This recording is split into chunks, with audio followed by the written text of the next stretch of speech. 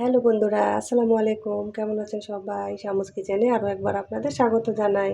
তো আজকে আমি বাটাবাটি ঝামেলা ছাড়াই কিন্তু একটা পেঁয়াজু বানাবো আর সেটাই আপনাদের সাথে শেয়ার করব। আশা করছি আজকের এই পেঁয়াজুর রেসিপিটা আপনাদের কাছে ভালো লাগবে। তো পেঁয়াজু বানানোর জন্য এখানে আমি এক বাটি পেঁয়াজ কেটে নিয়েছি। তো পেঁয়াজটাকে আমি একটা বোলের মধ্যে দিয়ে দিলাম।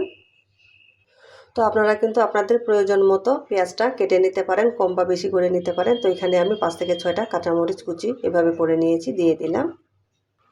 তো আমার কাছে ধনিয়া পাতার ফ্লেভারটা অনেক ভালো লাগে, তাই এখানে আমি অল্প পরিমাণে ধনিয়া পাতা কুচি দিয়ে দিলাম। এখানে আমি সামান্য পরিমাণে হলুদের গুঁড়ো দিয়ে দিলাম। এখানে আমি হাফ চামচ পরিমাণে লাল মরিচের গুঁড়ো দিলাম। এখানে আমি হাফ চামচ পরিমাণে চাট মশলা দিয়ে দিলাম। এখানে আমি হাফ চামচের কম হবে জিরের গুঁড়ো দিয়ে দিলাম। এখানে আমি হাফ চামচের কম হবে রসুন বাটা দিলাম। এখানে আমি স্বাদ মতো লবণ দিয়ে দিলাম।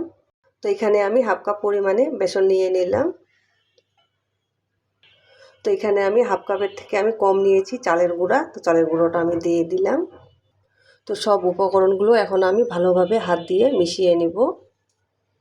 তো এখানে আমার সব উপকরণগুলো ভালোভাবে মিশিয়ে নেওয়া হয়ে গেছে। তো এখন আমি অল্প অল্প করে পানি দিব আর ভালোভাবে মিশিয়ে নিব।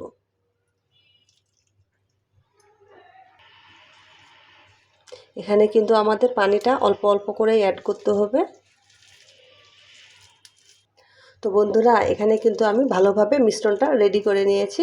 হাতে নিলে যখন সুন্দর একটা পাকোড়ার শেপ দেওয়া যাবে তখনই কিন্তু বুঝে নেবেন যে আপনার পারফেক্টভাবে এটা রেডি হয়ে গেছে। কড়াইয়ে আমি পর্যাপ্ত পরিমাণে তেল দিয়ে তেলটাকে আমি গরম করে নিয়েছি। তো এখন আমি ছেড়ে দেব। বিসমিল্লাহ।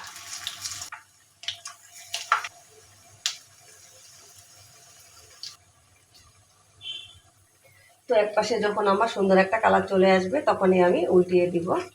গ্যাসের ফ্লেমটা কিন্তু মিডিয়ামে রেখেই আমাদের ভেজে নিতে হবে, তাহলে কিন্তু অনেক মুচমুচে হবে। আমার কিন্তু সুন্দর একটা পাকোড়ার মধ্যে কালার চলে আসছে, তো আমি এখন তুলে নিব। তো বন্ধুরা, কত সহজেই আর ঝটপটভাবেই আমরা কিন্তু এরকম একটা পেঁয়াজি বানিয়ে নিতে পারি বাটাবাটি ঝামেলা ছাড়াই। মাত্র হাতে 5 মিনিট থাকলেই আমরা কিন্তু এরকম একটা পেঁয়াজি বা পাকোড়া বানিয়ে নিতে পারি। তো আশা করছি আজকের এই পাকোড়ার রেসিপি আপনাদের কাছে ভালো লাগবে।